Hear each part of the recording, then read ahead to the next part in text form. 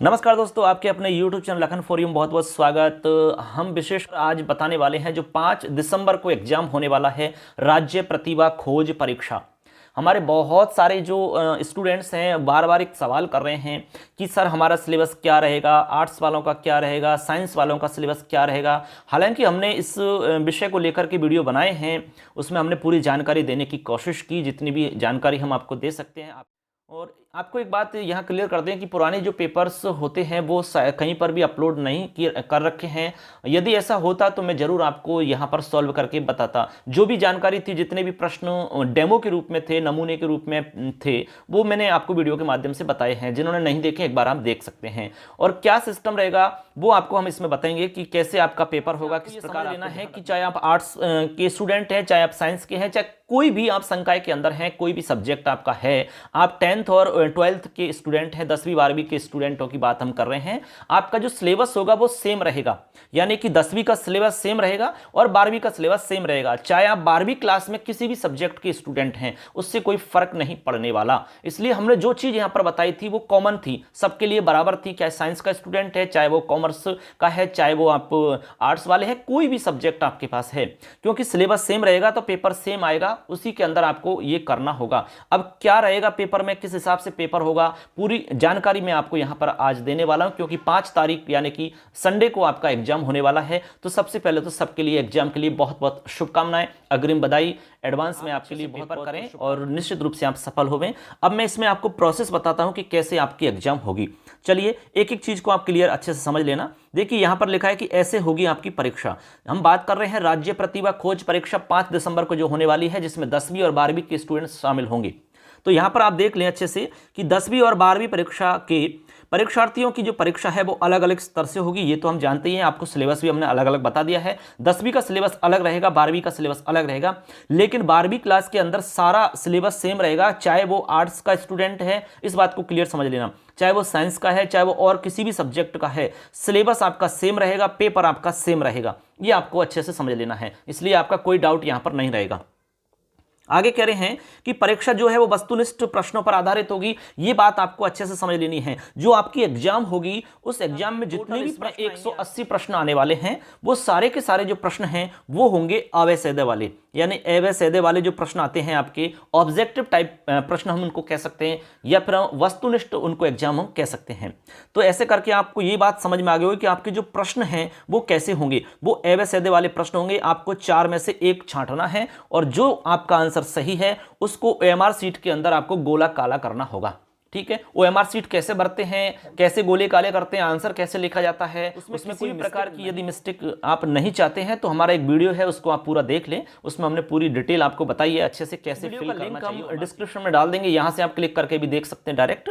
अब देखिए यहां पर हो गया कि वस्तुनिष्ठ प्रश्न होंगे आपके, अवय सैद्य वाले होंगे। लिखना आपको कुछ है नहीं है 10वीं 12वीं की तरह, सिर्फ आपको अवय सैद्य लिखना है। जैसे आजकल 10वीं 12वीं में जो एग्जाम्स हो रही है ना आपकी, ये प्रथम परक द्वितीय परक हुआ, अवय सैद्य वाला सेम वैसा ही रहेगा, ऐसे मान के चलिए।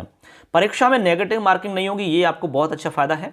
यहां पर माइनस मार्किंग नहीं होगी किसी भी रूप में। माइनस मार्किंग होगी कि गलत आंसर होने पर आपके नंबर काटे जाते हैं, लेकिन यहां पर ऐसा नहीं होगा। यहां पर आपके गलत आंसर हैं तो कोई बात नहीं है, आपके जितने सही हैं उनको माना जाएगा, बाकी गलत से कोई लेना देना नहीं रहेगा। जितने सही हैं वही आपके शामिल किए जाएंगे मेरिट के अंदर। अब आगे कह रहे हैं कि जो परीक्षा है उस परीक्षा का आयोजन मैं आपको स्पष्ट करता हूं कि एग्जाम कैसे कैसे होगी। तो सबसे पहले यहां समझते हैं कि परीक्षा का आयोजन 3 चरणों में होगा। जो परीक्षा है आपकी 3 चरणों में टोटल आपकी एग्जाम होने वाली है। सबसे पहला चरण क्या होगा सुनिए। पहले चरण की जो एग्जाम है वो सुबह 9 बजे से होगी और 10 बजे तक चलेगी, यानी कि 9 से 10 बजे तक का आपका समय रहेगा पहली एग्जाम का। इसलिए आपको समय से पहले पहुंच जाना है अपने सेंटर पर। आपने देख लिया होगा कहां पर आपका सेंटर है, और नहीं देखा है तो अब देख लेना। ठीक, आपको समय से पहले यानी कि 8 बजे पहुंच जाना है, बिल्कुल निश्चिंत होकर। एग्जाम होगी वो 9 बजे से 10 बजे तक होगी। इसके अंदर आपके बौद्धिक क्षमता संबंधी प्रश्न पूछे जाएंगे, यानी कि रीजनिंग वाले सवाल होंगे इसमें। ठीक है, मेंटल एबिलिटी जिसको हम कहते हैं, बौद्धिक क्षमता भी जिसको हम कह सकते हैं, मानसिक योग्यता भी जिसको हम कह सकते हैं, जिसको हम रीजनिंग के नाम से भी जानते हैं। इसके सवाल आपके होंगे इसमें, रीजनिंग वाले सवाल। ठीक है, अब सवाल आपने प्रैक्टिस करी होगी, पढ़े होंगे, अच्छे से देखे होंगे, तो आप समझ गए होंगे कैसे होते हैं रीजनिंग वाले सवाल। ठीक है, अब तो सिर्फ हमको प्रोसेस बता रहे हैं। उसके बाद में दूसरा चरण में हम चलते हैं। दूसरे चरण के अंदर जो एग्जाम होगी आपकी 10:15 बजे से एग्जाम होगी आपकी, और ये चलेगी आपकी 11:15 बजे तक। तो 10:15 बजे से 11:15 बजे तक आपकी एग्जाम रहेगी। और ये जो एग्जाम रहेगी ये भाषा योग्यता से संबंधित रहेगी। इसमें आपको भाषा से संबंधित प्रश्न पूछे जाएंगे। ये आप पहले ही समझ गए होंगे कौन कौन सी भाषा इसमें होगी, हिंदी, अंग्रेजी, जो भी है, कैसे कैसे प्रश्न होंगे, ये सब आप पहले से ही जानते होंगे। ठीक है, तो इस प्रकार यहाँ 2 चरण हमारे हो चुके हैं।